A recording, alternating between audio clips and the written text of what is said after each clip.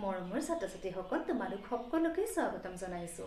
আজি তোমালোকৰ লগত আলোচনা কৰিব ওলাইছোঁ নৱমমান শ্ৰেণীৰ সমাজ বিজ্ঞানৰ ভূগোল খণ্ডৰ অন্তৰ্গত একেবাৰে শেষৰটো চেপ্টাৰ, যিটোৰ নাম হৈছে অসমৰ ভূগোল। ছাত্ৰ-ছাত্ৰীসকল আহা আজি এই চেপ্টাৰৰ অন্তৰ্গত কুৱেশ্যন এনচাৰসমূহ আলোচনা কৰোঁ। ছাত্ৰ-ছাত্ৰীসকল, তোমালোকৰ অসমৰ ভূগোলৰ অনুশীলনী 1ত আছে অসমৰ ভূ-প্ৰাকৃতিক ভাগ কেইটা কি কি? উত্তৰ: অসমৰ ভূ-প্ৰাকৃতিক ভাগ কেইটা হ'ল ব্ৰহ্মপুত্ৰ উপত্যকা, বৰাক উপত্যকা, কাৰ্বি মালভূমি আৰু বৰাইল আৰু দক্ষিণৰ পৰ্বতৰাশি। 2 নম্বৰ, ব্ৰহ্মপুত্ৰ উপত্যকাৰ ভূ-প্ৰাকৃতিক অঞ্চলকেইটা কি কি? উত্তৰ: ব্ৰহ্মপুত্ৰ উপত্যকাৰ ভূ-প্ৰাকৃতিক অঞ্চলকেইটা হ'ল উত্তৰৰ পাদদেশ অঞ্চল, ব্ৰহ্মপুত্ৰৰ উত্তৰ আৰু দক্ষিণ পাৰৰ সমভূমি অঞ্চল, ব্ৰহ্মপুত্ৰৰ প্লাৱনভূমি আৰু চৰ-চাপৰি অঞ্চল আৰু দক্ষিণৰ পাদদেশ অঞ্চল। 3 নম্বৰ, ব্ৰহ্মপুত্ৰৰ উত্তৰ আৰু দক্ষিণ পাৰৰ প্ৰত্যেকৰে 4খনকৈ প্ৰধান উপনৈৰ নাম লিখা। উত্তৰ: ব্ৰহ্মপুত্ৰৰ উত্তৰ আৰু দক্ষিণ পাৰৰ 4খন উপনৈৰ নাম হ'ল, উত্তৰ পাৰৰ উপনৈখিনিৰ নাম আমি প্ৰথমতে কৈছোঁ সোৱণশিৰি, ৰঙানদী, জীয়াভৰালী, ধনশিৰি আৰু দক্ষিণ পাৰৰ 4খন উপনৈৰ নাম হ'ল বুঢ়ীদিহিং, দিচাং, দিখৌ, কপিলী। 4 নম্বৰ কুৱেশ্যনটোলৈ আহিছোঁ, ব্ৰহ্মপুত্ৰৰ সমভূমি অঞ্চলটোৰ চমু বৰ্ণনা দিয়া। উত্তৰ: ব্ৰহ্মপুত্ৰৰ সমভূমি অঞ্চল বুলিলে ইয়াৰ উত্তৰ আৰু দক্ষিণ পাৰৰ সমভূমিকে বুজায়। ইয়াৰ উত্তৰ পাৰৰ সমভূমি অঞ্চলটো উত্তৰৰ পাদদেশৰ পৰা দক্ষিণে ব্ৰহ্মপুত্ৰ নদীলৈকে আৰু দক্ষিণ পাৰৰ সমভূমি অঞ্চলটো দক্ষিণৰ পাদদেশৰ পৰা উত্তৰৰ ব্ৰহ্মপুত্ৰ নদীলৈকে বিস্তৃত হৈ আছে। ব্ৰহ্মপুত্ৰৰ দুপাৰৰ সমভূমি অঞ্চলটো ব্ৰহ্মপুত্ৰ আৰু ইয়াৰ অসংখ্য উপনৈয়ে উত্তৰ আৰু দক্ষিণৰ উচ্চ অঞ্চলৰ পৰা কঢ়িয়াই অনা শিল, বালি, বোকাৰ গেদ জমা হৈ সৃষ্টি হৈছে। ব্ৰহ্মপুত্ৰৰ উত্তৰ আৰু দক্ষিণ সমভূমি পলসুৱা মাটিৰে গঠিত আৰু খেতি-বাতিৰ বাবে উপযোগী। ইয়াত জনবসতি ঘন আৰু যাতায়াত ব্যৱস্থা উন্নত। উত্তৰ পাৰৰ সমভূমি অঞ্চলটো নামনি অংশত গড়ে প্ৰায় 30 কিলোমিটাৰ বহল আৰু উজনি অংশত ঠেক গড়ে প্ৰায় 10 কিলোমিটাৰ বহল। আনহাতে দক্ষিণ পাৰৰ সমভূমি অঞ্চলটো মেঘালয় মালভূমিৰ বিস্তৃতিৰ বাবে কামৰূপ, গোৱালপাৰা, ধুবুৰী জিলাত গড় হিচাপত কেৱল প্ৰায় 5 কিলোমিটাৰ বহল। উত্তৰ পাৰৰ দৰে দক্ষিণ পাৰৰ সমভূমি অঞ্চলটো সাৰুৱা ভূমিৰে গঠিত বাবে এই অঞ্চলটোত খেতি-মাটি ভাল হয় আৰু জনবসতি ঘন। যাতায়াত ব্যৱস্থাও উন্নত হৈছে। এইবাৰ আহিছোঁ তোমালোকৰ 5 নম্বৰ কুৱেশ্যনটোলৈ, ব্ৰহ্মপুত্ৰৰ প্লাৱনভূমি অঞ্চলটোৰ চমু বৰ্ণনা দিয়া। উত্তৰ: ব্ৰহ্মপুত্ৰৰ উত্তৰ আৰু দক্ষিণ পাৰৰ সমভূমি অঞ্চল দুটাৰ মাজত অৱস্থিত মাজে সময়ে অথবা সঘনে বানপানী হোৱা অঞ্চলটোৰ লগতে ব্ৰহ্মপুত্ৰ নদী আৰু ইয়াৰ বুকুৰ চৰ-চাপৰি অঞ্চলটোক ব্ৰহ্মপুত্ৰৰ প্লাৱনভূমি বুলি জনা যায়। এই প্লাৱনভূমি অৱশ্যে সকলো ঠাইতে সমানে বহল নহয়। ব্ৰহ্মপুত্ৰৰ পাৰত ঠায়ে ঠায়ে অৱস্থিত টিলা আৰু নদীৰ পাৰত গেদ জমা হৈ সৃষ্টি হোৱা তটবন্ধৰ বাবে কিছুমান ঠাইত প্লাৱনভূমিৰ প্ৰস্থ হ্ৰাস হৈছে। ব্ৰহ্মপুত্ৰৰ উত্তৰ পাৰৰ বিশেষকৈ ধেমাজি আৰু বৰপেটা জিলাৰ প্লাৱনভূমি অঞ্চলত অসংখ্য বিল আৰু জলাশয়ৰ সৃষ্টি হৈছে। আনহাতে দক্ষিণ পাৰৰ প্লাৱনভূমি তুলনামূলকভাৱে ঠেক। অৱশ্যে ই বুঢ়ীদিহিং, দিচাং, ধনশিৰি, কলং, কপিলী আৰু কুলশী নৈ মোহনা অঞ্চলত কিছু বহল হৈছে। ব্ৰহ্মপুত্ৰৰ নদীৰ সুঁতিবোৰক সামৰি ইয়াৰ মাজৰ চৰ-চাপৰি অঞ্চলটোক সক্ৰিয় প্লাৱনভূমি বুলি কোৱা হয়। এইবাৰ আহিছোঁ তোমালোকৰ 6 নম্বৰ কুৱেশ্যনটোলৈ, মাজুলীৰ ভৌগোলিক অৱস্থান আৰু সৃষ্টিৰ সম্পৰ্কে লিখা। উত্তৰ: যোৰহাট জিলাৰ উত্তৰ অংশত মাজুলী নদীদ্বীপ অৱস্থিত। ই পৃথিৱীৰ ভিতৰতে এটা অন্যতম বৃহৎ নদীদ্বীপ বুলি জনা যায়। 2011 চনৰ লোকপিয়ল অনুসৰি প্ৰায় 1.68 লাখ জনসংখ্যাৰ বসতিস্থল মাজুলীয়ে প্ৰায় 422 বৰ্গ কিলোমিটাৰ মাটিকালি জুৰি আছে। 2016 চনত মাজুলীক এখন জিলা হিচাপে ঘোষণা কৰা হৈছে। বানপানী আৰু গৰাখহনীয়াৰ সমস্যাই মাজুলীৰ জনজীৱন বিপৰ্যস্ত কৰি পেলাইছে। গৰাখহনীয়াৰ ফলত মাজুলীৰ মাটিকালি বছৰি কমি গৈ আছে। ব্ৰহ্মপুত্ৰৰ বিশালতা আৰু ইয়াৰ সক্ৰিয় খনন, পৰিবহণ আৰু অৱক্ষেপণ প্ৰক্ৰিয়াৰ বাবে ই স্বাভাৱিকতে অস্থিৰ আৰু ইয়াৰ সুঁতিবোৰ সঘনে গতি সলাই থাকে। ব্ৰহ্মপুত্ৰ নদীখনে সৃষ্টি কৰা গৰাখহনীয়া আৰু বানপানী অসমৰ জ্বলন্ত সমস্যাৰূপে পৰিগণিত হৈছে। নদীখনৰ বুকুত প্ৰায় 600ৰো অধিক সৰু বৰ আকাৰৰ বালিচৰ আছে। এই বালিচৰবোৰৰ কিছুমান স্থায়ী আৰু কিছুমান অৰ্ধস্থায়ী আৰু বেছিভাগেই অস্থায়ী। নদীৰ বুকুত চলি থকা খনন, পৰিবহণ আৰু অৱক্ষেপণ প্ৰক্ৰিয়াৰ উপৰিও বানপানীৰ প্ৰভাৱত এই চৰবোৰৰ আকাৰ, আকৃতি আৰু অৱস্থান সলনি হৈ থাকে। এনেদৰেই ব্ৰহ্মপুত্ৰৰ বুকুত মাজুলী নদীদ্বীপৰ সৃষ্টি হৈছে। ছাত্ৰ ছাত্ৰীসকল, এইবাৰ আহিছোঁ তোমালোকৰ 7 নম্বৰ কুৱেশ্যনটোলৈ। 7 নম্বৰ কুৱেশ্যনত আছে বৰাক উপত্যকাৰ চাৰিসীমা আৰু বৈশিষ্ট্য চমুকৈ বৰ্ণনা কৰা। উত্তৰ: বৰাক উপত্যকাৰ চাৰিসীমাটো হৈছে উত্তৰে মেঘালয় মালভূমি আৰু উত্তৰ কাছাৰ পাৰ্বত্য জিলাৰ বৰাইন পৰ্বতৰাশি, দক্ষিণে মিৰ্জু পৰ্বত, পূবে মণিপুৰৰ পাহাৰীয়া অঞ্চল, পশ্চিমে বাংলাদেশৰ সৰুমা উপত্যকা। বৰাক উপত্যকাৰ বৈশিষ্ট্যসমূহ তলত আলোচনা কৰা হ'ল। বৰাক উপত্যকাটো অসমৰ এটা গুৰুত্বপূৰ্ণ ভূ-প্ৰাকৃতিক অঞ্চল। বৰাক উপত্যকাটো বৰাক সমভূমি আৰু ইয়াৰ সংলগ্ন উত্তৰ আৰু দক্ষিণৰ পাদদেশ অঞ্চলৰ দ্বাৰা গঠিত হৈছে। বৰাক নদীখনে অসমত পূবৰ পৰা পশ্চিমলৈ কাছাৰ জিলাৰ মাজেৰে আৰু হাইলাকান্দি আৰু কৰিমগঞ্জ জিলাৰ উত্তৰ সীমাৰেদি প্ৰায় 225 কিলোমিটাৰ বৈ গৈছে। বৰাক আৰু ইয়াৰ উপনৈবোৰে উত্তৰ আৰু দক্ষিণৰ উচ্চ অঞ্চলৰ পৰা কঢ়িয়াই অনা পলস জমা হৈ বৰাক সমভূমিখন সৃষ্টি কৰিছে। এই সমভূমিক কাছাৰ সমভূমি বুলিও জনা যায়। ইয়াৰ উত্তৰ, দক্ষিণ আৰু পূব দিশত পৰ্বত পাহাৰে আগুৰি আছে। উত্তৰ ফালে মেঘালয় মালভূমি আৰু উত্তৰ কাছাৰ পাৰ্বত্য জিলাৰ বৰাইন পৰ্বতৰাশি আছে। পূব ফালে মণিপুৰৰ পাহাৰীয়া অঞ্চল আৰু দক্ষিণ ফালে মিৰ্জু পৰ্বত অৱস্থিত। অৱশ্যে পশ্চিম ফালে এই সমভূমি বাংলাদেশৰ চিলেট জিলাৰ কুচিয়াৰা চুৰুমা নদীৰ সমভূমিৰ লগত মিলিত হৈছে।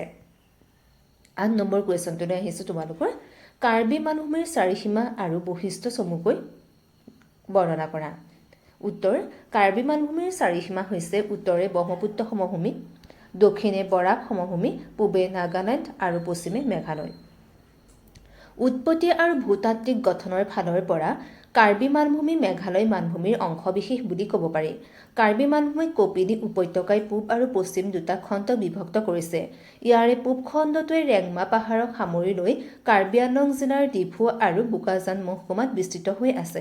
এই খণ্ডটো পশ্চিমৰ খণ্ডটোতকৈ আকাৰত প্ৰায় দুগুণেই ডাঙৰ। আনহাতে পশ্চিমৰ খণ্ডটোৱে কাৰ্বি আংলং জিলাৰ হামৰেং মহকুমাটো সামৰি লৈছে।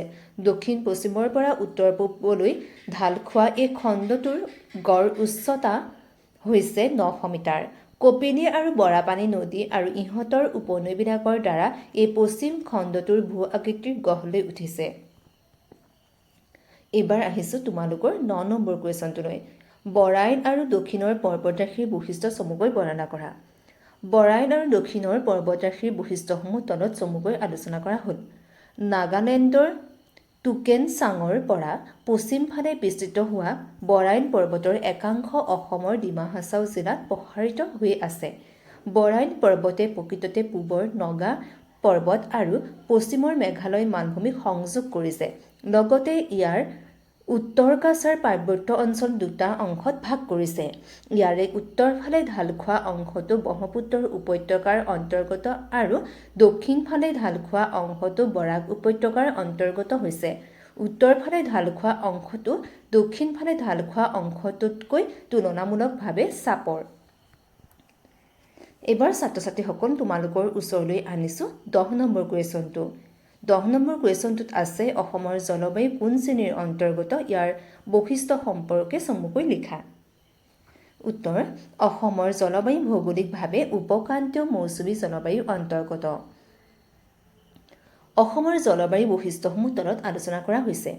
অসমৰ মৌচুমী জলবায়ুৰ বাবে গ্ৰীষ্মকালত ব্ৰহ্মপুত্ৰ আৰু বৰাক উপত্যকাৰ সমভূমি অঞ্চলৰ বায়ু ইয়াৰ কাষৰীয়া পাহাৰীয়া অঞ্চলৰ তুলনাত কিছু উষ্ণ হৈ থাকে আৰু সেইবাবে গ্ৰীষ্মকালত সমভূমি অঞ্চলত স্থানীয়ভাৱে এক প্ৰকাৰৰ নিম্নচাপৰ সৃষ্টি হয়।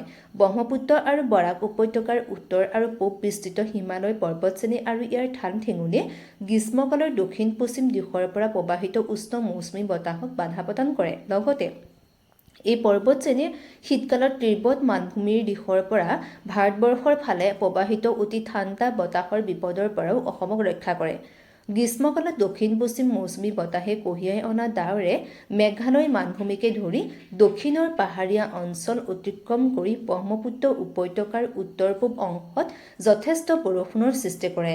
বৰাক উপত্যকাৰ প্ৰায় তিনিওকাষে থকা পাহাৰীয়া অঞ্চলত দক্ষিণ পশ্চিম মৌচুমী বতাহে বাধাপ্ৰাপ্ত হৈ বৰাক সমভূমি অঞ্চলটোত যথেষ্ট পৰিমাণে বৰষুণ দিয়ে।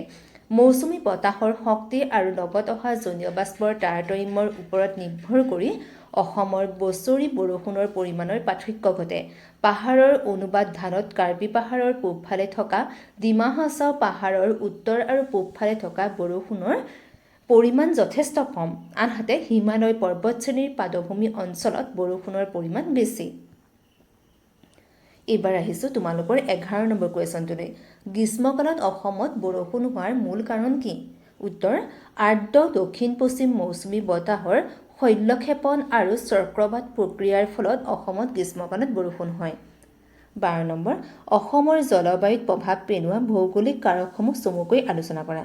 উত্তৰ, অসম ভৌগোলিক অৱস্থান, ভূ-প্ৰাকৃতিক আৰৱ সাগৰ, বংগোপসাগৰ, ভাৰত মহাসাগৰ জলভাগ আৰু দক্ষিণ পশ্চিম আৰ্দ্ৰ মৌচুমী বায়ুপ্ৰবাহ আদিয়ে অসমৰ জলবায়ুত যথেষ্ট প্ৰভাৱ পেলাইছে। ঋতুভেদে উত্তৰ পশ্চিম ভাৰতৰ ভূখণ্ডৰ পৰিৱৰ্তিত বায়ুৰ চাপৰ প্ৰভাৱ অসমৰ জলবায়ুত পৰে।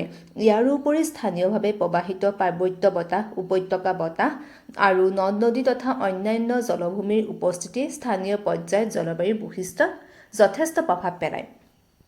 সাধাৰণতে গ্ৰীষ্মকালত ব্ৰহ্মপুত্ৰ আৰু বৰাক উপত্যকাৰ সমভূমি অঞ্চলৰ বায়ু কাষৰীয়া পাহাৰীয়া অঞ্চলৰ তুলনাত কিছু উষ্ণ হৈ থাকে। সেইবাবে গ্ৰীষ্মকালৰ সমভূমি অঞ্চলত স্থানীয়ভাৱে এক প্ৰকাৰ নিম্নচাপৰ সৃষ্টি হয়। গ্ৰীষ্মকালত দক্ষিণ পশ্চিম মৌচুমী বতাহে কঢ়িয়াই অনা ডাৱৰে মেঘালয় মানভূমিকে ধৰি দক্ষিণৰ পাহাৰীয়া অঞ্চল অতিক্ৰম কৰি ব্ৰহ্মপুত্ৰ উপত্যকাৰ বিশেষকৈ উত্তৰ পূব অংশত যথেষ্ট বৰষুণৰ সৃষ্টি কৰে। ইয়াৰ উপৰি বৰাক উপত্যকাৰ প্ৰায় তিনিওকাষে থকা পাহাৰীয়া অঞ্চলত দক্ষিণ পশ্চিম মৌচুমী বতাহে বাধাপ্ৰাপ্ত হৈ বৰাক সমভূমি অঞ্চলতো যথেষ্ট পৰিমাণে বৰষুণ দিয়ে। শীতকালত উষ্ণতা হ্ৰাস পাই ঠাণ্ডা প্ৰকোপ বৃদ্ধি পোৱাৰ ফলত ব্ৰহ্মপুত্ৰ উপত্যকা অঞ্চলত এক উচ্চ চাপৰ সৃষ্টি হয়, আনহাতে সেই সময়ত বংগোপসাগৰত তুলনামূলকভাৱে এক নিম্নচাপে বিৰাজ কৰে। গ্ৰীষ্ম আৰু শীতকালত মাজত হোৱা এনে চাপৰ পাৰ্থক্যৰ বাবে শীতকালত বতাহৰ দিশৰো গ্ৰীষ্মকালত দক্ষিণ পশ্চিম মৌচুমীৰ সম্পূৰ্ণ ওলোটা হয়। সেয়েহে শীতকালত উজনি ব্ৰহ্মপুত্ৰ উপত্যকাত যি বায়ুপ্ৰবাহৰ সৃষ্টি হয় সাগৰৰ ফালে প্ৰৱাহিত হয় তাক উত্তৰ পূব মৌচুমী বতাহ আৰু প্ৰত্যাহ্বৰ্তিত মৌচুমী বতাহ বোলা হয়। শুষ্ক উত্তৰ পূব মৌচুমী বতাহে ব্ৰহ্মপুত্ৰ নদী আৰু ইয়াৰ উপনৈসমূহৰ পৰা কিছু জলীয় বাষ্প গ্ৰহণ কৰি শীতকালত কেতিয়াবা অসমৰ দক্ষিণ পশ্চিম অংশত কিছু পৰিমাণে বৰষুণ দিয়ে, আনহাতে এই সময়ত বায়ুমণ্ডলত আৰ্দ্ৰতাৰ পৰিমাণ যথেষ্ট হ্ৰাস পায়। এইবাৰ আহিছোঁ তোমালোকৰ 13 নম্বৰ কুৱেশ্যনটোৱে। অসমৰ প্ৰধান ঋতু কেইটা কি কি? ঋতুভেদে উষ্ণতা আৰু বৰষুণৰ বিতৰণ সম্পৰ্কে চমুকৈ লিখা। উত্তৰ, অসমৰ প্ৰধান ঋতু 4টা। সেইকেইটা হ'ল পাক মৌচুমী কাল, প্ৰত্যাহ্বৰ্তিত মৌচুমী কাল আৰু শুষ্ক শীতকাল। ঋতুভেদে উষ্ণতা আৰু বৰষুণৰ বিতৰণ সম্পৰ্কে তলত চমুকৈ আলোচনা কৰা হ'ল। পাক মৌচুমী কাল। অসমত পাক মৌচুমী কাল মাৰ্চ মাহৰ পৰা আৰম্ভণিৰ পৰা মে' মাহৰ শেষলৈকে বিৰাজ কৰে। পাক মৌচুমী কালৰ সময়ছোৱাত পুৱাৰ ভাগ আৰামদায়ক উষ্ণ দুপৰীয়া পৰিশান্ত আবেলি আৰু সন্ধিয়া বা ৰাতি ভাগত হঠাতে কেতিয়াবা অতি কম সময়ৰ বাবে বিজুলী ঢেৰেকণিৰে বৰষুণ হয়। এই সময়ত বায়ুমণ্ডলত এক প্ৰকাৰৰ অস্থিৰতাই বিৰাজ কৰে। মাজে মাজে ধূলিৰ ধুমুহা আৰু গাজনি ঢেৰেকণিৰে বৰষুণৰ সৃষ্টি হয়। সময় অতিক্ৰম কৰাৰ লগে লগে এই কালছোৱাত কিছু সঘনে বেছি মাত্ৰাত বৰষুণ হ'বলৈ ধৰে। অসমত এই পাক মৌচুমী সময়তেই বসন্ত ঋতু বিৰাজ কৰে। মৌচুমী কাল। অসমৰ সাধাৰণতে মৌচুমী কাল জুন মাহৰ আৰম্ভণিৰ পৰা ছেপ্টেম্বৰ মাহৰ শেষলৈকে বিৰাজ কৰে। অসমত এইটোৱেই বৰ্ষাকাল। এই সময়ছোৱাত দক্ষিণ পশ্চিম মৌচুমী বায়ুপ্ৰবাহৰ প্ৰভাৱত ৰাজ্যখনৰ বিভিন্ন ঠাইত প্ৰায় অবিৰতভাৱে মধ্যমীয়াৰ পৰা অতি বেছি পৰিমাণে বৰষুণ হয়। এই কালছোৱাত জুন, জুলাই, আগষ্ট মাহত সৰ্বাধিক বৃষ্টিপাত হয়। অসমৰ বছৰি হোৱা মুঠ বৰষুণৰ প্ৰায় 70% এই 3 মাহতেই হয়। অতিপাত বৰষুণৰ ফলত ব্ৰহ্মপুত্ৰ আৰু বৰাক নদীকে ধৰি ইয়াৰ সকলো উপনৈৰ জলপৃষ্ঠ বৃদ্ধি পাই বানপানীৰ সৃষ্টি কৰে।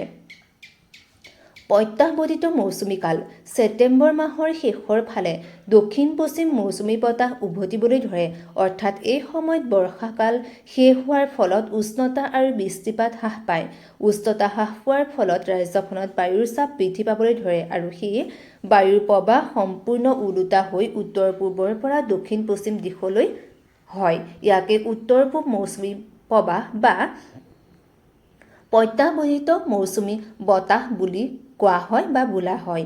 সাধাৰণতে অক্টোবৰ আৰু নৱেম্বৰ দুমাহৰ বাবে অসমত প্ৰত্যাহ্বৰ্তিত মৌচুমী কাল বিৰাজ কৰে। এই সময়ছোৱাত উষ্ণতা হ্ৰাস পোৱাৰ ফলত ৰাতি আৰু পুৱাৰ ভাগত কুঁৱলী পৰে। 4 নম্বৰটো আহিছোঁ তোমালোকৰ শুষ্ক শীতকাল। অসমত নৱেম্বৰ মাহৰ শেষ বা ডিচেম্বৰ মাহৰ আৰম্ভণিৰ পৰা ফেব্ৰুৱাৰী মাহৰ শেষলৈকে শীতকাল। অসমত শীতকালৰ বৈশিষ্ট্য হ'ল নিম্ন উষ্ণতা, পুৱাৰ ভাগত ঘন কুঁৱলী আৰু বৰষুণৰ অভাৱত এক অতি শুষ্ক অৱস্থা। সেই বছৰটোৰ ডিচেম্বৰ আৰু জানুৱাৰী এই দুমাহ অতি শুকান আৰু জানুৱাৰী মাহটো অতিপাত ঠাণ্ডা হয়। এইবাৰ আহিছোঁ তোমালোকৰ 14 নম্বৰ কুৱেশ্যনটোলৈ। অসমৰ সৰ্বোচ্চ আৰু সৰ্বনিম্ন বৰষুণ হোৱা ঠাই দুখনৰ নাম আৰু বৰষুণৰ পৰিমাণ লিখা। উত্তৰ: অসমৰ সৰ্বোচ্চ বৰষুণ হোৱা ঠাইখনৰ নাম হ'ল উত্তৰ লখিমপুৰ। বৰষুণৰ পৰিমাণ 335 চেণ্টিমিটাৰ আৰু অসমৰ সৰ্বনিম্ন বৰষুণ হোৱা ঠাইখনৰ নাম হ'ল লামডিং। বৰষুণৰ পৰিমাণ 129 চেণ্টিমিটাৰ। এইবাৰ আহিছোঁ ছাত্ৰ ছাত্ৰীসকল তোমালোকৰ 15 নম্বৰ কুৱেশ্যনটোলৈ। অসমৰ সকলো ঠাইতে সমান পৰিমাণে কিয় বৰষুণ নহয়? উত্তৰ: ভৌগোলিক অৱস্থান, ভূ-প্ৰকৃতি, আৰৱ সাগৰ, বংগোপসাগৰ, ভাৰত মহাসাগৰৰ জলভাগ আৰু দক্ষিণ পশ্চিম আৰ্দ্ৰ মৌচুমী বতাহ আদিৰ তাৰতম্যৰ বাবে ৰাজ্যখনৰ জলবায়ুৰ বৈশিষ্ট্য সকলো ঠাইতে সমান নহয়। সেয়েহে অসমৰ জলবায়ু ভিন্নতাৰ বাবে অসমৰ সকলো ঠাইতে সমান পৰিমাণে বৰষুণ নহয়।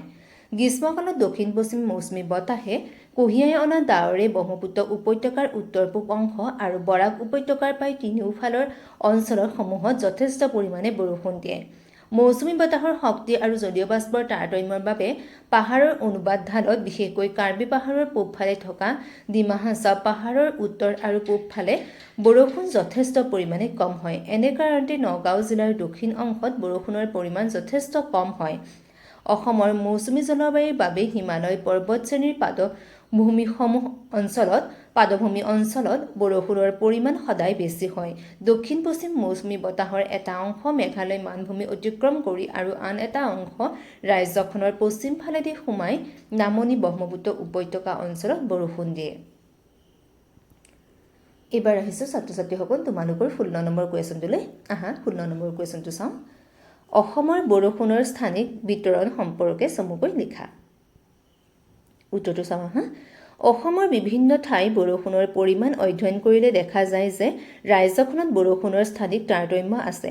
ৰাজ্যখনৰ এক সুকীয়া ভূ-প্ৰাকৃতিক তথা অৱস্থিতি আৰু ইয়াৰ কাষৰীয়া পাৰ্বত্য ভূমিৰ প্ৰভাৱে বৰষুণৰ বিতৰণত তাৰতম্য ঘটায়। সাধাৰণতে পাহাৰীয়া তথা ইয়াৰ পাদভূমি অঞ্চলত বৰষুণ বেছিকৈ হয়। ইয়াৰ উপৰি উজনি অসমৰ তিনিচুকীয়া, ডিব্ৰুগড়, ধেমাজি, লখিমপুৰ আৰু শিৱসাগৰ জিলা, নামনি অসমৰ কোকৰাঝাৰ আৰু ধুবুৰী জিলা আৰু দক্ষিণ অসমৰ কাছাৰ, কৰিমগঞ্জ, হাইলাকান্দি জিলাত বছৰি 250 চেণ্টিমিটাৰতকৈও অধিক বৰষুণ হয়। আনহাতে মধ্য অসমৰ নগাঁও আৰু কাৰ্বি আংলং জিলাত বৰষুণৰ পৰিমাণ যথেষ্ট কম। ইয়াত বছৰি কেৱল 129 চেণ্টিমিটাৰ বৰষুণ হয়। এইবাৰ আহিছোঁ তোমালোকৰ 17 নম্বৰ কুৱেশ্যনটোলৈ। অসমত পোৱা মৃত্তিকাৰ প্ৰকাৰসমূহ চমু বৰ্ণনা দিয়া। উত্তৰ: অসমত পোৱা মৃত্তিকাবোৰ 4 প্ৰকাৰে ভাগ কৰিব পাৰি, যেনে পলসুৱা মৃত্তিকা, গিৰিপথ মৃত্তিকা, পাহাৰীয়া মৃত্তিকা আৰু কংকৰ মৃত্তিকা। পলসুৱা মৃত্তিকা। অসমৰ ব্ৰহ্মপুত্ৰ আৰু বৰাক উপত্যকাৰ সমভূমি অঞ্চলত বিস্তৃতভাৱে পলসুৱা মাটি পোৱা যায়। নদী আৰু উপনৈবিলাকে কঢ়িয়াই অনা পলস সমভূমিত বছৰ বছৰ ধৰি জমা হোৱাৰ ফলত পলসুৱা মাটিৰ গঠন হৈছে। পলসুৱা মাটি সাধাৰণতে সাৰুৱা। পলসুৱা মাটি 2 প্ৰকাৰৰ, যেনে নতুন পলসুৱা মাটি আৰু পুৰণি পলসুৱা মাটি।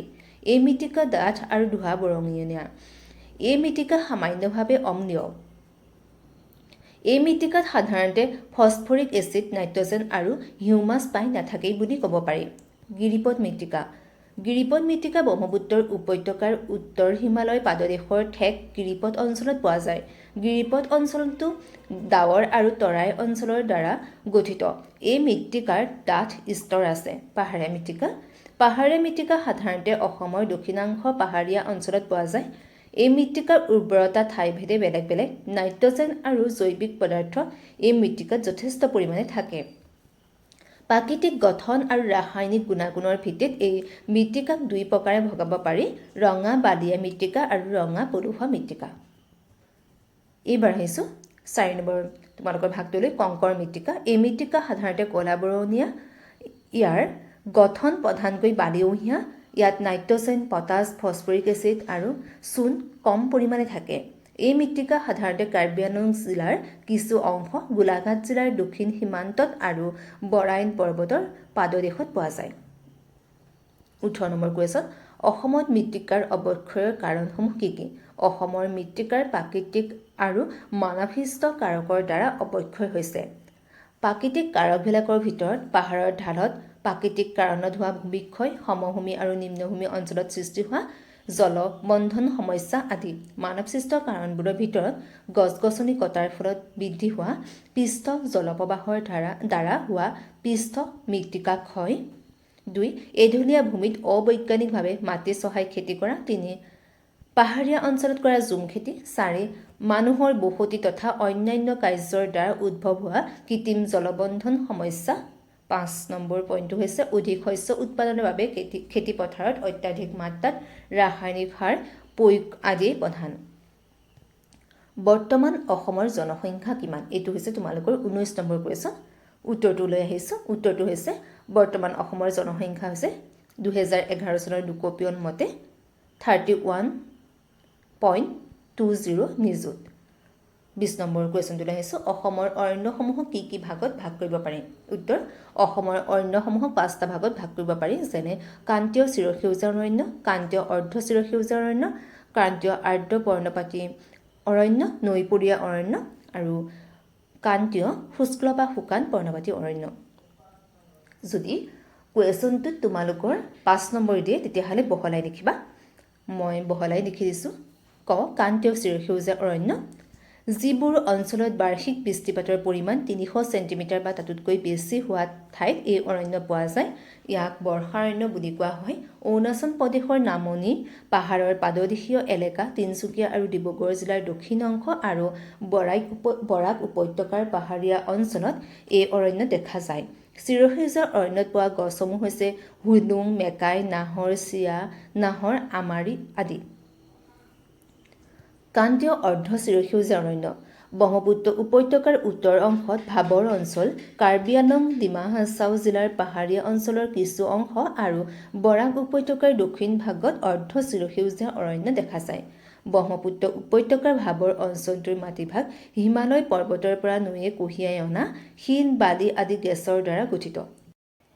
এই মাটিৰ গঠন ঢিলা। এই অঞ্চলটোৰ পৰিৱেশ অৰ্ধ চিৰসেউজীয়া অৰণ্যৰ বাবে অনুকূল। এনে অৰণ্যত প্ৰধান গছ-গছনি হৈছে নাহৰ, বনচুম, চাম, শিৰীষ, ঔ, গন্ধ, সৰৈ, অগৰু, পমা আদি। বাঁহ, বেত, ঢেকীয়া আদি এই অৰণ্যত যথেষ্ট পৰিমাণে পোৱা যায়। ক্ৰান্তীয় আৰ্দ্ৰ পৰ্ণপাতী অৰণ্য, নামনি ব্ৰহ্মপুত্ৰ উপত্যকা, কাৰ্বি আংলং আৰু ডিমা হাছাও জিলা আৰু বৰাক উপত্যকাৰ কিছু কিছু অংশত এই অৰণ্য পোৱা যায়। সাধাৰণতে যিবোৰ অঞ্চলত বাৰ্ষিক বৃষ্টিপাত 200 পৰা 250 চেণ্টিমিটাৰ হয়, সেই এলেকাবোৰত এই অৰণ্য পোৱা যায়। এই অৰণ্যত পোৱা গছ-গছনিবোৰ হৈছে শাল, মাকাৰী শাল, গমাৰি, আমলখি আদি। নৈপৰীয়া অৰণ্য, নৈ বিলৰ কাষৰীয়া অঞ্চলৰ জীপান ভূভাগত এই ধৰণৰ অৰণ্য দেখা যায়। এই অৰণ্যত সাধাৰণতে কিছু ওখ গছৰ লগতে ঘাঁহজাতীয় উদ্ভিদৰ প্ৰাধান্য বেছি। গছৰ ভিতৰত চোং, শুৱালু, উৰিয়াম, মজ, ঔ, আজাৰ আদি প্ৰধান। এইবাৰ হৈছে একেবাৰে শেষৰ ভাগটোলৈ, ক্ৰান্তীয় শুক্ল বা শুকান পৰ্ণপাতী অৰণ্য। সাধাৰণতে নৈৰ পৰা কিছু আঁতৰত প্লাৱনভূমিৰ শুকান পৰিৱেশত এই অৰণ্য দেখা যায়। এই অৰণ্যত 2 প্ৰকাৰৰ উদ্ভিদ পোৱা যায়, যেনে ওখ গছ আৰু ঘাঁহজাতীয় উদ্ভিদ। ওখ গছ হৈছে শিহু, ভেলকৰ, শিমলু, খৈৰা, বগৰী আদি প্ৰধান ওখ গছ। আৰু ঘাঁহজাতীয় উদ্ভিদ হৈছে বিৰিঙা, খাগৰি, উলু, কুশু-বন আদি প্ৰধান ঘাঁহজাতীয় উদ্ভিদ। বৰ্ষাৰণ্য কাক বোলে? অসমৰ বৰ্ষাৰণ্যৰ বৈশিষ্ট্য লিখা। এইটো হৈছে 21 নম্বৰ কুৱেশ্যন। বাৰ্ষিক বৃষ্টিপাতৰ পৰিমাণ 300 চেণ্টিমিটাৰ বা তাতোতকৈ বেছি হোৱা ঠাইত পোৱা এলেকাসমূহক বৰ্ষাৰণ্য বুলি কোৱা হয়। অৰুণাচল প্ৰদেশৰ নামনিৰ পাহাৰৰ পাদদেশীয় এলেকা, তিনিচুকীয়া আৰু ডিব্ৰুগড় জিলাৰ দক্ষিণ অংশ আৰু বৰাক উপত্যকাৰ পাহাৰীয়া অঞ্চলত এই অৰণ্য পোৱা যায়। অসমৰ বৰ্ষাৰণ্যৰ প্ৰধান বৈশিষ্ট্য হ'ল এই অৰণ্যসমূহত তিনিতৰপীয়া চিৰসেউজীয়া অৰণ্য পোৱা যায়। ইয়াৰ প্ৰথম তৰপটো অতি ওখ গছৰ দ্বাৰা গঠিত। এই তৰপটোত হুলুং, মেকাই আদি অতি ওখ গছ পোৱা যায়। দ্বিতীয় তৰপটো কিছু কম ওখ গছৰ দ্বাৰা গঠিত। এই তৰপটোত সাধাৰণতে নাহৰ, চিয়া নাহৰ, আমাৰি আদি গছ দেখা যায়। তৃতীয় তৰপটো চাপৰ গছ, বন আদিৰে দ্বাৰা গঠিত। চিৰসেউজীয়া অৰণ্যত গছৰ উপৰিও নানাবিধ লতা, তৰা, বাঁহ-বেতৰ, কপৌ ফুল আদি পোৱা যায়। নৈপৰীয়া অৰণ্যৰ গুৰুত্ব আৰু বৰ্তমান সংকট সম্পৰ্কে চমুকৈ লিখা। এইটো হৈছে তোমালোকৰ 22 নম্বৰ কুৱেশ্যন। উত্তৰ: নৈপৰীয়া অৰণ্যৰ গুৰুত্ব হ'ল নৈ-বিলৰ কাষৰীয়া অঞ্চলৰ জীপান ভূভাগত যি অৰণ্য দেখা যায় তাক নৈপৰীয়া অৰণ্য বুলি কোৱা হয়। এনে অৰণ্যত কিছুমান ওখ গছ যেনে মজ, ঔ, আজাৰ লগতে ঘাঁহজাতীয় উদ্ভিদ যেনে নলখাগৰি, তৰা, কৌপাত, বেত, চাৰু, কহুৱা আদি পোৱা যায়। কাজিৰঙা, ডিব্ৰু-চৈখোৱা, পবিতৰা, ওৰাং আদি ৰাষ্ট্ৰীয় উদ্যান বা অভয়াৰণ্যবোৰ প্ৰধানকৈ নৈপৰীয়া অঞ্চলত অৱস্থিত। বৰ্তমান এই অৰণ্যসমূহত থকা নৈপৰীয়া এলেকাসমূহলৈ বিভিন্ন কাৰণত জনবসতি সম্প্ৰসাৰিত হোৱাৰ ফলত এই অৰণ্যৰ দ্ৰুতগতিত সংকুচিত হৈছে। জনবসতিৰ আগমনে অৰণ্যখনক বিভিন্ন ধৰণে সংকটক সন্মুখীন কৰিছে। জনবসতিয়ে অৰণ্যখনৰ প্ৰাকৃতিক পৰিৱেশ বিনষ্ট কৰিছে, লগতে গছ-গছনি, জীৱ-জন্তুৰ বাসস্থান বিনষ্ট কৰিছে। কাজিৰঙা ৰাষ্ট্ৰীয় উদ্যানৰ অৱস্থান আৰু মাটিকালি লিখা। এইটো হৈছে তোমালোকৰ 23 নম্বৰ কুৱেশ্যন। উত্তৰটো হ'ল কাজিৰঙা ৰাষ্ট্ৰীয় উদ্যানৰ অৱস্থান হ'ল গোলাঘাট, নগাঁও, শোণিতপুৰ জিলা আৰু ইয়াৰ মাটিকালি হৈছে 858.98 বৰ্গ কিলোমিটাৰ। 24 নম্বৰ কুৱেশ্যনটোত আহিছে অসমৰ ৰাষ্ট্ৰীয় উদ্যান কেইখনৰ নাম আৰু অৱস্থান লিখা। উত্তৰ: অসমৰ ৰাষ্ট্ৰীয় উদ্যান কেইখনৰ নাম হ'ল কাজিৰঙা, মানস, ওৰাং, নামেৰি, ডিব্ৰু-চৈখোৱা আৰু অৱস্থান হৈছে কাজিৰঙা, গোলাঘাট, নগাঁও আৰু শোণিতপুৰ জিলাত আছে। মানস চিৰাং আৰু বাক্সা জিলাত আছে। ওৰাং ওদালগুৰি আৰু শোণিতপুৰ জিলাত আছে। নামেৰি শোণিতপুৰ জিলাত আছে আৰু ডিব্ৰু-চৈখোৱাখন আছে ডিব্ৰুগড় আৰু তিনিচুকীয়াত। এইবাৰ আহিছোঁ তোমালোকৰ 25 নম্বৰ কুৱেশ্যনটোলৈ। অভয়াৰণ্যসমূহে কেনেকৈ প্ৰাকৃতিক ভাৰসাম্য ৰক্ষা কৰে লিখা। উত্তৰ: প্ৰকৃতিৰ সংৰক্ষণৰ ক্ষেত্ৰত অভয়াৰণ্যসমূহৰ ভূমিকা সুদূৰপ্ৰসাৰী। এই সুৰক্ষিত বনাঞ্চলবোৰত হাতী, বাঘ, গড়, বনৰীয়া মহ, নানাবিধ হৰিণা আৰু কেইবা প্ৰজাতিৰ বান্দৰৰ লগতে বহুতো বন্যপ্ৰাণী আছে। ঘাঁহনি, গছ-গছনি, আৰ্দ্ৰভূমিৰে ভৰা বনাঞ্চলবোৰে অসমৰ জৈৱ বৈচিত্ৰ্য ৰক্ষাত সহায় কৰিছে। যদিহে এই অভয়াৰণ্যসমূহ নাথাকিলে হয় তেন্তে মানুহৰ ধ্বংসাত্মক কাৰ্যৰ ফলত বহু প্ৰজাতিৰ লগতে গছ-গছনি প্ৰকৃতিৰ বুকুৰ পৰা হেৰাই গ'ল হয়। অভয়াৰণ্যসমূহ মানুহৰ ধ্বংসাত্মক প্ৰভাৱৰ পৰা মুক্ত। সেয়েহে অভয়াৰণ্যসমূহে প্ৰাকৃতিক ভাৰসাম্য ৰক্ষা কৰাত সহায় কৰে। এইবাৰ আহিছোঁ তোমালোকৰ 26 নম্বৰ কুৱেশ্যনটোলৈ। স্বাধীনতাৰ পিছৰ কালছোৱাত অসমৰ প্ৰশাসনিক বিভাগৰ পৰিৱৰ্তন সম্পৰ্কে লিখা। উত্তৰ: ব্ৰিটিছ শাসনকালত অসমৰ পৰিসীমা যথেষ্ট ডাঙৰ আছিল, কিন্তু স্বাধীনতাৰ পিছৰ কালছোৱাত অসমৰ প্ৰশাসনিক বিভাগৰ যথেষ্ট পৰিৱৰ্তন হ'ল। 1947 চনত ভাৰত বিভাজনৰ সময়ত চিলেট অংশটো অসমৰ পৰা বিচ্ছিন্ন হৈ পূব পাকিস্তানৰ লগ লাগিছিল। ফলত সেই সময়ত অসমত 11খন জিলা আছিল আৰু শ্বিলং আছিল অসমৰ ৰাজধানী। 1963 চনত নাগালেণ্ড, 1970 চনত মেঘালয় আৰু 1971 চনত মিজোৰাম অসমৰ ৰাজ্যৰ পৰা পৃথক হৈ সুকীয়া ৰাজ্য হিচাপে স্বীকৃতি পায়। 1973 চনত শ্বিলঙৰ পৰা গুৱাহাটীৰ দিছপুৰলৈ অসমৰ ৰাজধানী অনা হয়। 1971 চনৰ পৰা 2014 চনলৈকে অসমৰ মাটিকালি তথা ভৌগোলিক সীমা আৰু পৰিসৰ একেই আছে। 2011 চনৰ লোকপিয়ল মতে অসমৰ বৰ্তমান মাটিকালি ৭৮,৪৩৮ বৰ্গ কিলোমিটাৰ আৰু জনসংখ্যা হৈছে ৩১.২০ নিযুত। কিছুমান প্ৰশাসনিক সা-সুবিধা আৰু অসুবিধাৰ লগতে ৰাজ্যখনত বসবাস কৰা বিভিন্ন জনগোষ্ঠীৰ আশা-আকাংক্ষা পূৰণ কৰিবলৈ ৰাজ্যখনৰ একে পৰিসৰতে নতুন নতুন জিলা গঠন কৰা হৈছে। বৰ্তমান অসমৰ সৰ্বমুঠ ৩৩খন জিলা আছে। এই ৩৩খন জিলাৰ ভিতৰত 4খন BTAD অন্তৰ্গত জিলা। 27 নম্বৰ কুৱেশ্যনটোলৈ আহিছোঁ তোমালোকৰ অসমৰ বৰ্তমান জিলা কেইখন আৰু সদৰ ঠাইৰ নাম লিখা অসমৰ বৰ্তমান 33খন জিলা আছে অসমত বৰ্তমান কিমানখন জিলা আছে 33খন তোমালোকৰ কিতাপৰ মতে দেই এই জিলাসমূহৰ সদৰ ঠাইসমূহ তলত দিয়া হৈছে জিলাৰ নাম আৰু জিলাৰ সদৰ ধুবুৰী কোকৰাঝাৰ গোৱালপাৰা বঙাইগাঁও চিৰাং কাজলগাঁও বৰপেটা নলবাৰী বাক্সা মচলপুৰ কামৰূপ গ্ৰাম্য আমিনগাঁও কামৰূপ মহানগৰ গুৱাহাটী দৰং মঙলদৈ ওদালগুৰি শোণিতপুৰ তেজপুৰ লখিমপুৰ ধেমাজি নগাঁও মৰিগাঁও গোলাঘাটৰ সদৰ ঠাই হৈছে গোলাঘাট যোৰহাটৰ সদৰ ঠাই হৈছে যোৰহাট শিৱসাগৰ ডিব্ৰুগড়ৰ সদৰ ঠাই ডিব্ৰুগড় তিনিচুকীয়াৰ সদৰ ঠাই হৈছে তিনিচুকীয়া কাৰ্বি আংলঙৰ ডিফু ডিমা হাছাও হাফলং কৰিমগঞ্জৰ সদৰ ঠাই হৈছে কৰিমগঞ্জ কাছাৰৰ সদৰ ঠাই হৈছে শিলচৰ হাইলাকান্দিৰ সদৰ ঠাই হৈছে হাইলাকান্দি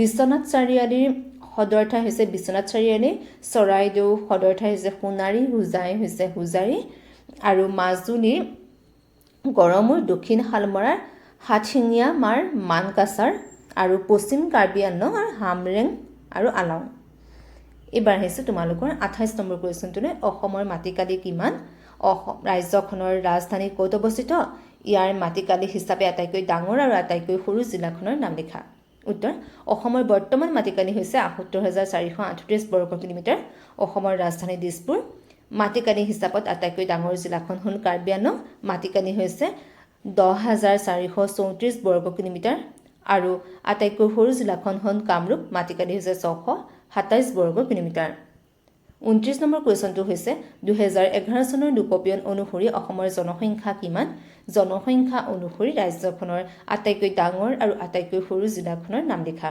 উত্তৰ ২০১১ চনৰ লোকপিয়ন অনুসৰি অসমৰ জনসংখ্যা হৈছে ৩,১২,০০,০০০ জনসংখ্যা অনুসৰি ৰাজ্যখনৰ আটাইতকৈ ডাঙৰ জিলাখন হ'ল নগাঁও ২.৮ নিযুত আৰু আটাইতকৈ সৰু জিলাখনৰ নাম হ'ল ডিমা হাছাও 2.1 লাখ এইবাৰ আহিছোঁ তোমালোকৰ 30 নম্বৰ কুৱেশ্যনটোলৈ চমু টোকা লিখা অসম আৰু মৌচুমী জলবায়ু উত্তৰ অসমত সাধাৰণতে মৌচুমী কাল জুন মাহৰ আৰম্ভণিৰে পৰা ছেপ্টেম্বৰ মাহৰ শেষলৈকে বিৰাজ কৰে অসমত এইটোৱেই বৰ্ষাকাল এই সময়ছোৱাত দক্ষিণ পশ্চিম মৌচুমী বায়ুপ্ৰবাহৰ প্ৰভাৱত ৰাজ্যখনৰ বিভিন্ন ঠাইত প্ৰায় অবিৰতভাৱে মধ্যমীয়াৰ পৰা অতি বেছি পৰিমাণে বৰষুণ হয় এই কালছোৱাৰ জুন জুলাই আৰু আগষ্ট মাহত সৰ্বাধিক বৃষ্টিপাত হয় অসমৰ বছৰি হোৱা মুঠ বৰষুণৰ প্ৰায় ৭০% এই ৩ মাহতে হয় অতিপাত বৰষুণৰ ফলত ব্ৰহ্মপুত্ৰ আৰু বৰাক নদীকে ধৰি ইয়াৰ সকলো উপনৈ জলপৃষ্ঠ বৃদ্ধি পাই প্ৰায়ে বানপানীৰ সৃষ্টি কৰে এইবাৰ আহিছে দক্ষিণ পশ্চিম মৌচুমী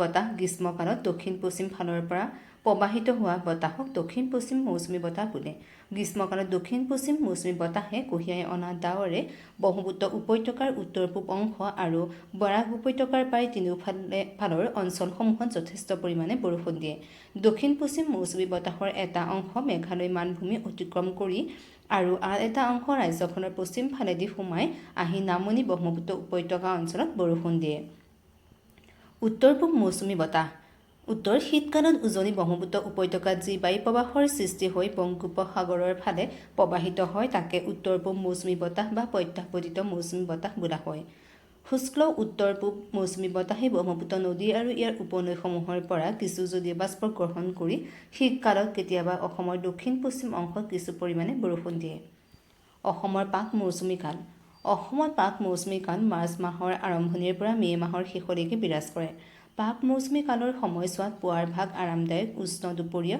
পৰিশান্ত আবেলি আৰু সন্ধিয়া বা ৰাতি ভাগত হঠাৎ কেতিয়াবা অতি কম সময়ৰ বাবে বিজুলী ঢেৰেকণিৰে বৰষুণ হয় এই সময়ত বায়ুমণ্ডলত এক প্ৰকাৰৰ অস্থিৰতাই বিৰাজ কৰে আৰু মাজে মাজে ধূলিৰ ধুমুহা আৰু গাজনি ঢেৰেকণিৰে বৰষুণৰ সৃষ্টি হয় সময় অতিক্ৰম কৰাৰ লগে লগে এই কালছোৱাত কিছু সঘনে অতি মাত্ৰাত বেছি বৰষুণ হ'বলৈ ধৰে অসমত বৰষুণৰ স্থানিক বিতৰণ উত্তৰ অসমৰ বিভিন্ন ঠাইৰ বৰষুণৰ পৰিমাণ অধ্যয়ন কৰিলে দেখা যায় যে ৰাজ্যখনৰ বৰষুণৰ স্থানিক তাৰতম্য আছে ৰাজ্যখনৰ সুকীয়া ভূপ্ৰকৃতি তথা অৱস্থিতি আৰু ইয়াৰ কাষৰীয়া পাৰ্বত্য ভূমিৰ প্ৰভাৱে বৰষুণৰ বিতৰণৰ তাৰতম্য ঘটায় সাধাৰণতে পাহাৰীয়া তথা ইয়াৰ পাদভূমি অঞ্চলত বৰষুণ বেছিকৈ হয় ইয়াৰ উপৰি উজনি অসমৰ তিনিচুকীয়া, ডিব্ৰুগড়, ধেমাজি, লখিমপুৰ আৰু শিৱসাগৰ জিলা, নামনি অসমৰ কোকৰাঝাৰ আৰু ধুবুৰী জিলা আৰু দক্ষিণ অসমৰ কাছাৰ, কৰিমগঞ্জ, হাইলাকান্দি জিলাত বছৰি 250 চেণ্টিমিটাৰতকৈও অধিক বৰষুণ হয়। আনহাতে মধ্য অসমৰ নগাঁও আৰু কাৰ্বি আংলং জিলাত বৰষুণৰ পৰিমাণ যথেষ্ট কম।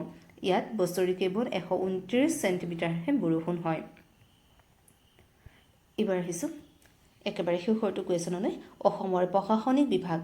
উত্তৰ: ব্ৰিটিছ শাসনকালত অসমৰ পৰিসীমা যথেষ্ট ডাঙৰ আছিল, কিন্তু স্বাধীনতাৰ পিছৰ কালছোৱাত অসমৰ প্ৰশাসনিক বিভাগৰ যথেষ্ট পৰিৱৰ্তন হ'ল। 1947 চনত ভাৰত বিভাজনৰ সময়ত চিলেট অংশটো অসমৰ পৰা বিচ্ছিন্ন হৈ পূব পাকিস্তানৰ লগ লাগিছিল। ফলত সেই সময়ত অসমত 11খন জিলা আছিল আৰু শ্বিলং আছিল অসমৰ ৰাজধানী।